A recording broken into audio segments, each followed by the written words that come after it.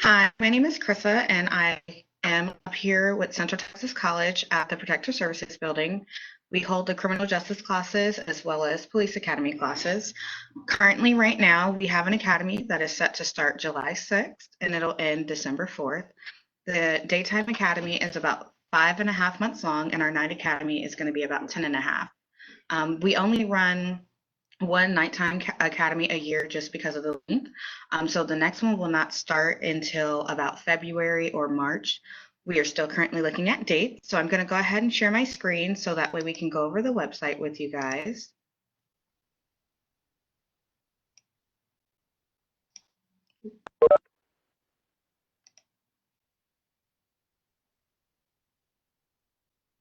Alrighty, so hopefully you see my screen now. So you can go and Google CTC Police Academy and it'll pull this up. It'll be the first hyperlink that you can click. Krista, I don't see anything. It says that you're viewing application, but I don't see it actually. So Hmm. can you check and make sure what you're sharing is correct, please? Yes.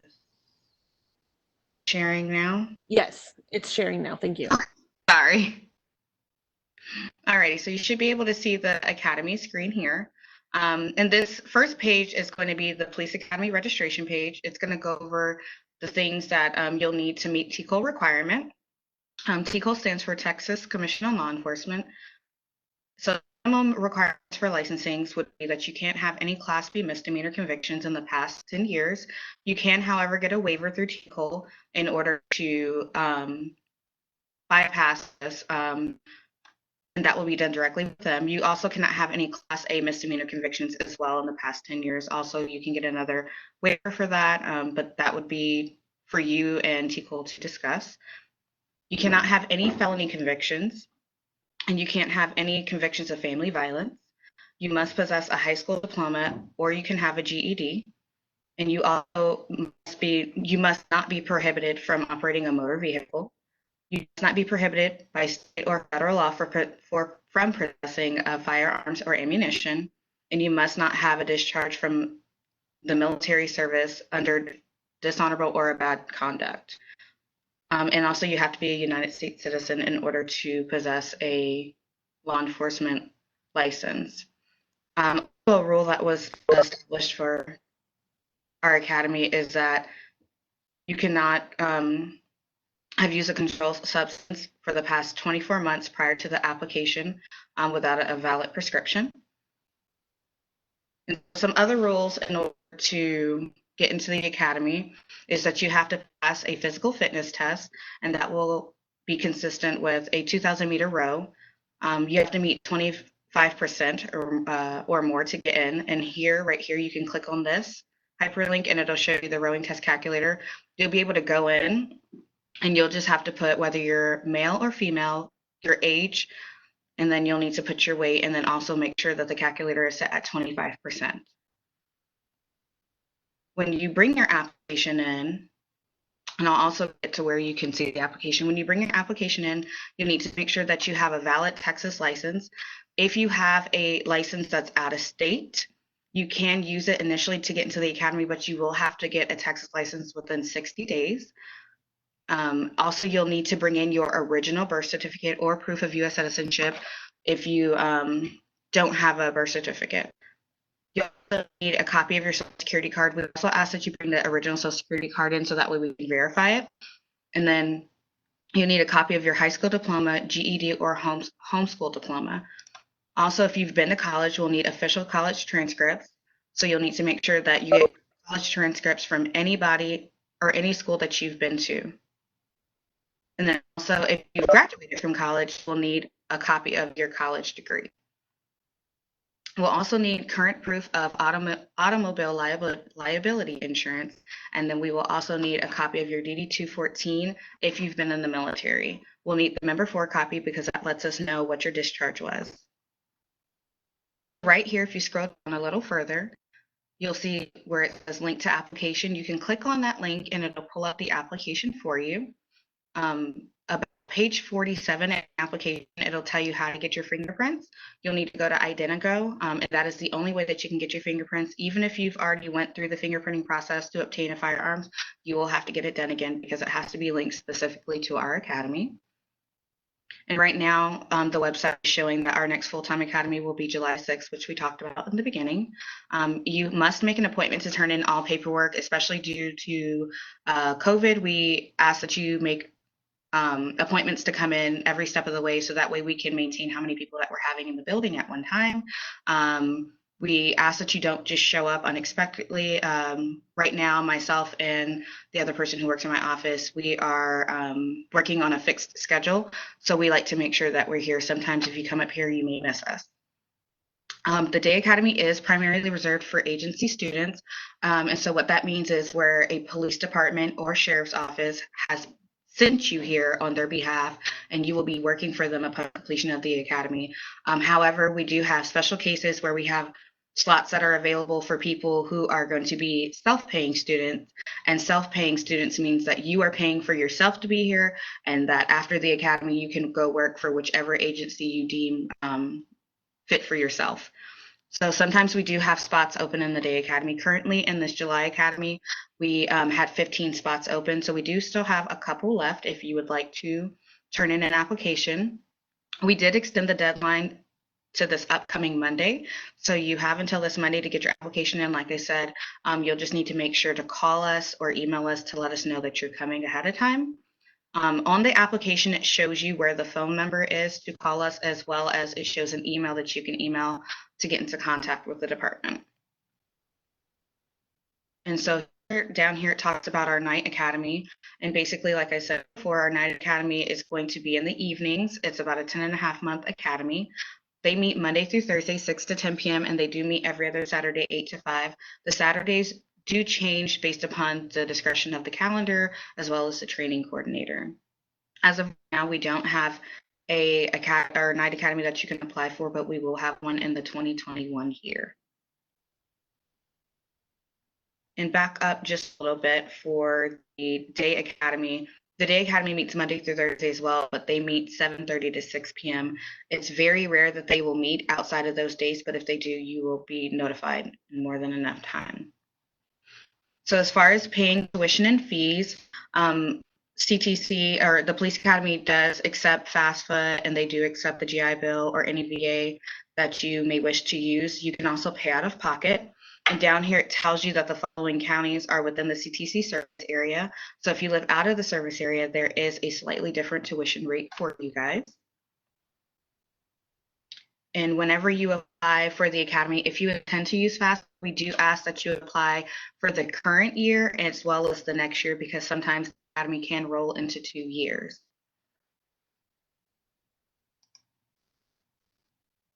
So I'm going to go ahead and flip back to the main Police Academy page, so that way we can go on to the next one. Also on the main page, you'll see off to the side where it says Police Academy Equipment List. We're going to go ahead on that so you can see the different type of equipment that you'll need.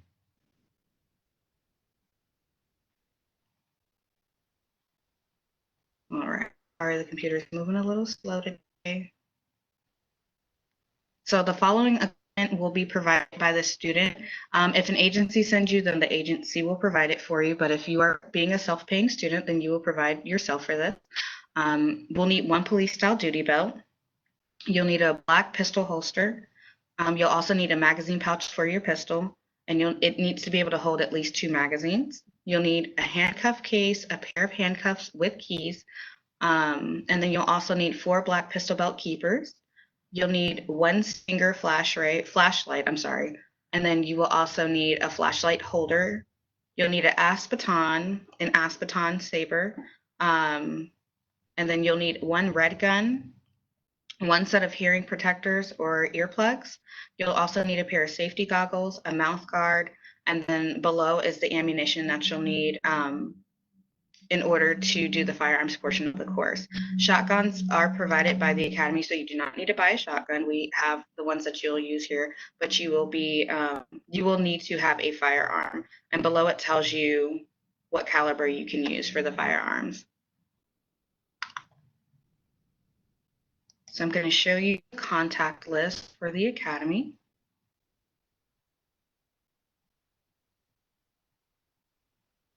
On the following page, it shows you how you can contact us. The program coordinator is Lieutenant Clifton Osborne, and here's his phone number and his email address, as well as our professors, Sergeant Johnny Thomas. We also have another professor who just started with us, so we didn't get a chance to put him on the website yet, but his name is Agent Watson. He's a retired DEA agent. And then also myself and my phone number, and then as well as our clerk and her phone number as well. The location for us on campus, we are located in building 122 and room 101. So we are immediately, when you come in the double doors, you'll see myself and Heather. And then we have the physical address below if you need to come visit us physically, and then also our mailing address, which is a PO box. If you do not want to dial our direct office number, you can also dial the 800 number, and then you can dial our extension and reach us as well. We also have a link up here that shows you our training calendar, and that basically lets you know what we're doing for that year. We don't have the 2021 calendar ready just yet because we're making some changes, but the 2020 calendar is up here, so you can view that at your own discretion. It lets you know what classes we're holding, what days we're holding. That calendar does change based upon things that go on. So as of right now, the calendar is up to date, so you're more than welcome to review that. And then we also have our advisory board meeting minutes up there if you'd like to read those as well. So with the Academy, like I said, it is a first come, first serve as far as turning in an application. Initially, when you turn your application in, you will call to make an appointment with myself or Heather, and then you will be able to come into the office and visit with us. We'll go over your application with you. From there, we'll give it on to our training coordinator, Lieutenant Osborne. He will review the application and make the necessary steps, or take the necessary steps in order to process your application. Once your application comes back, then myself and Heather, we will give you a call and let you know. We'll also set you up for a physical fitness test, which is the rower test of 2,000 meters. You'll come in, and that same day you'll take a psychological evaluation. Your next visit will be with the psychiatrist. You will meet with her, and upon completion of that, we'll send you out to get a physical and a drug screening test. Once all of that is complete, then we will let you know if you've made it into the Academy or not. You will have to be a student of CTC, so it is a two-part application process. So you'll have to apply to us as well as apply to the college. You can go to ctcd.edu to apply to the college. There will be a button on the top of the page that says apply now, and you'll be able to click on that button where it says right here where my mouse is hovering. You can click apply now. That process could take 24 to 48 hours for your application to process, and then from there you would need to do the application process with CTC as well. You would work with admissions as well during the same time. We do ask that when you're applying to the Academy that you ensure that your FAFSA is completed and up to date, and that they have everything that you need, because sometimes that can also bottleneck the process. Also with VA, we do ask, if you've never used your VA before, that you go on to the VA website and you get your certificate of eligibility. For VA students who are planning to use a certificate of eligibility to come to the Academy, the degree plan that you'll need to put up there is going to be the certificate program, and it's going to be for the basic peace officers course. You will have to address it straight to our school in order to be able to use it here. And then we will work with you further once you get here in order to get you to the right place for VA and financial aid. Does anyone have any questions? So if anybody has any questions, please feel free to type them in to the chat box. That way we can go ahead and ask Ms. Link to go ahead and address the questions. One of the questions that I kind of popped up very quickly was usually is there also a uniform? Because I didn't really notice that there was a uniform involved. Yes, there is. So the Academy uniform is going to be a 511 style pant. And then you will need a polo shirt. You can also do the 511 style shirt, or you can just do a polo shirt. That is not a complete button up, but it's going to be a button up from about the center of the chest upward. We'll provide you with the patch to go onto the shirt, but you will have to put your name on the shirt, which you can go to any embroidery shop. We will also give you a diagram exactly how the shirt needs to look upon orientation. And usually, when do you do your orientation? Orientation is generally after you've been accepted, so it's going to be a week before the class. We try to do it the Monday before the class starts, and so you'll come in, you'll sit down with the instructors, myself, and the other assistant in the office, and they will go over the rules and regulations. They will give you our student handbook. You'll have to read it over and make sure that you agree with everything inside the handbook. And then there you will get the patches and everything else you need for the class. Orientation is typically held in our building, and it's typically held at 6 p.m. at night. And then the other question is, can you kind of discuss slightly what being a peace officer training, what the training actually encompasses? Yes, so there is a lot. I can tell you that. We do firearms training, so they spend about a week on the range. And then we also have a driving course, which is called our EVOC course, where you will also go to the driver's pad. Sometimes you'll see us riding out in Killeen, FW shown, and they spend about a week learning how to drive in different situations and scenarios. We also do, we also have other trainings, multiculturalism, family violence, juvenile offenders. We do ASH training, OC training. There's so many different trainings. There's like 720 hours of training. But you can, what I'll do is today I'll go on and I can put a hyperlink in there on our website and show you a list of all the training that they do. If I was to try to name them all, we would be here for a very long time. They also do Spanish. They teach you very basic Spanish. So that way, if you were to encounter somebody that spoke Spanish, then you'd be able to at least have the basics down to be able to communicate with them. They also have victims of crime, and that's dealing with victims who have been impacted by a crime. They do report writing to teach you how to do reports. They have a de-escalations course that they teach, a child abuse course that they teach, human trafficking. So there's a plethora of topics that they touch on during the academy. And Chris, a lot of that is in actual classroom setting, and then the cadets have to go through tests, they take written tests and that kind of thing as well, right? Yes, sir. So a lot of your training is going to be classroom initiated. There are some hands-on components, like I said, the driving, firearms, the ASP training, arrest, search, and seizure is going to be hands-on. They also do traffic stops here, so that's going to be hands-on. But a good majority, I would probably say about 75 to 80% of the academy is going to be classroom, so it's going to be book work. You do take tests after every chapter to make sure that you are knowledgeable on what you are doing, and you do have to pass the test in order to make it to the next part of the academy. Okay, awesome. I think those are all the questions that we have at this time.